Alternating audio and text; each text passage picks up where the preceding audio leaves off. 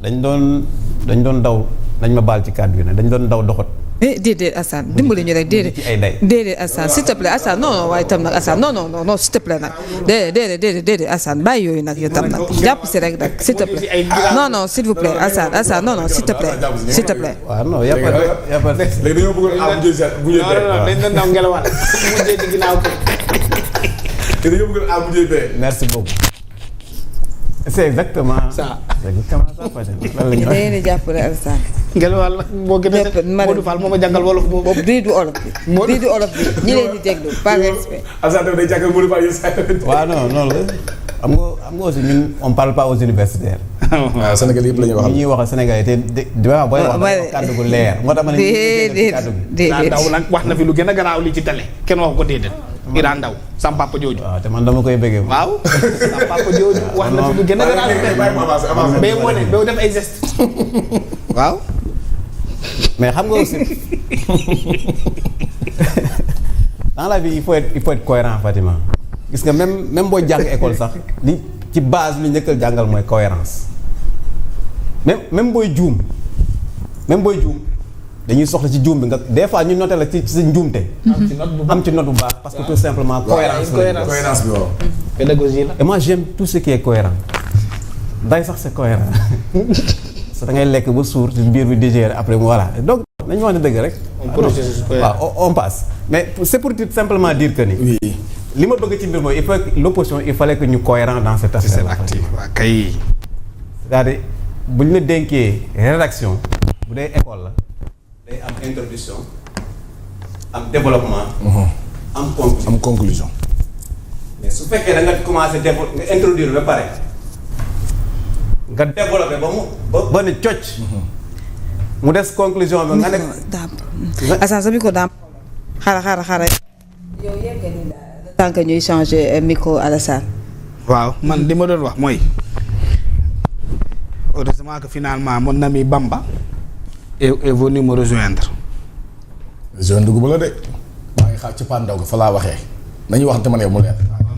ci pandaw ga. mais man tamit amoon naa benn arme bi ma dencoon. waaw xam naa ko. ma ne pour ma gëm ko. waaw thèse boobu. waaw il faut que Diomaye dàq so. ma ne yow foofu la ñu demee terminus. ah voilà. ñu ngi xaar terminus boobu ma ne yow. donc loolu mooy dëgg gis nga li Alassane doon wax léegi. mooy la vérité.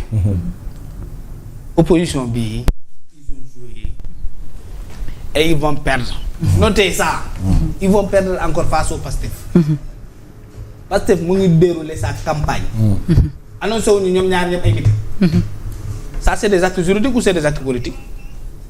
C'est des actes politiques. Ils vont poser des actes politiques en perspective des prochains rendez-vous électoraux. Diomaye day meeting Touba dafa naa non.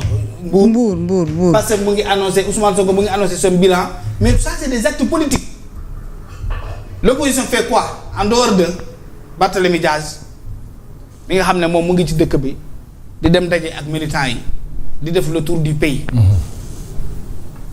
léegi ñi si des ñëpp ñoo ngi toog ci plateau yi di jaay rey la meñ mën a wax te Pastef mu ngi poser des actes formidables politiquement parlant formidables.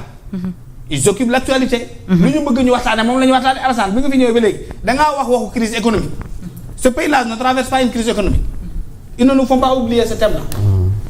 waxtaane nga fi mbirum nawet bi parce que loolu moom la ñu xam nawet bi fu mu jëm est-ce que tout simplement ñoo ngi curer caniveau yi Touba amuloon problème inondation. Qu'est-ce que l'État est en train de faire actuellement au temps bi ñu nekk ni à Touba pour pallier peut-être à ce qui pourrait arriver au prochain bientôt nawet bi dama woon fi fale yow. fa lañ la yóbboon fi une semaine. Matam mooy daan de maayo yooyu mattuñu la fi ba nga bëgg a dee. Bakel yooyu yëpp dañ cee wax kan moo ci wax di suñu endettement bi nga xam ne mu ngi fii di ñu takkarnaase di ñu bëgg a rey chaque jour ñu jël bor la dette on n'en parle plus les rapports là cachés qui ne nous publient jamais sur la dette les chiffres de la dette les chiffres réels de la dette ban Sénégalais moo ko xam.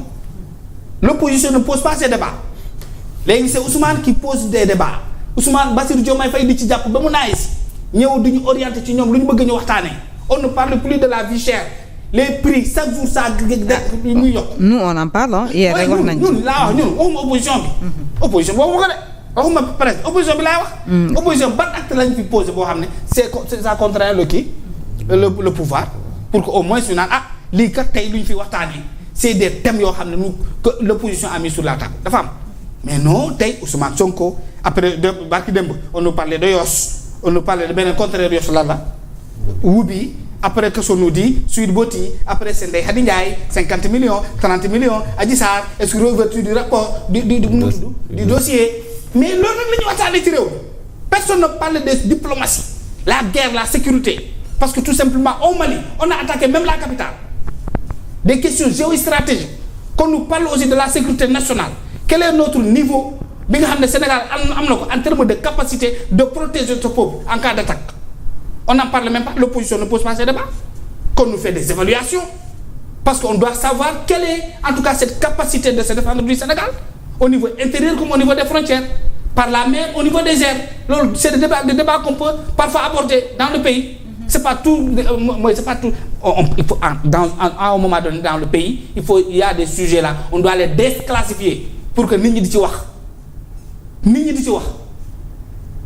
mais non aujourd'hui on est obligé de suivre la logique de Pastef et ça fait l'affaire du régime au pouvoir loolu muy dëgg l'opposition divisée même à l'intérieur de Benno Bokk Yaakaar wala Takku Wallu ils sont divisés il y a des députés ils sont foncièrement contre li nga xam ne moom la ñu posé fii ci acte mënoo toog annoncé ne da ngeen di am pompe avec rigueur que vous allez déposer un recours ngeen dem Assemblée nationale vous manquez de respect au peuple que vous aviez adressé la parole peuple bi nga xam ne yéen a toog wax ak ñoom nee leen lii dil la manigance la c'est du charabia judiciaire on a torpillé notre code électoral on a torpillé notre constitution Diomaye aw ne ak texam Ousmane Sonko nga expliqué ba askan wi kontaan ci ngeen xëy tey di laxatu sur des principes que personne ne peut comprendre naan dañ koy retirer parce que tout simplement dañuy bàyyi Diomaye ak Sonko ñu gën a mbëkkante lu seen yoon xeex boo xam ne du xeexu dëgg ban résultat nga ci am xeex boo xam ne du xeexu dëgg mooy indi agresseur yi di def kolobaan ñëw songante mbokkante nga ñëw atte ñu sàcc sa téléphone yóbbu la loolu la parce que di defa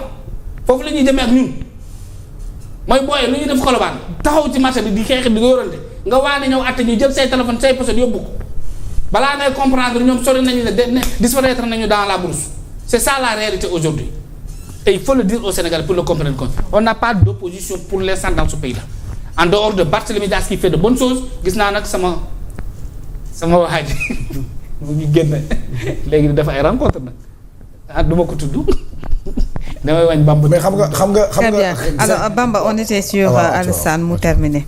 xam nga dama bëgg cohérence su cohérence mooy tax nit ñi mën a comprendre xam fi nga jëm. comme ça nous permet de faire le bon choix. mais soo amul cohérence day poser problème. ba finalement ñii dañuy réer. dama ne dans une rédaction sax bu ñu la ko classe dafa am introduction am développement am conclusion. bien sûr oui. et sur la base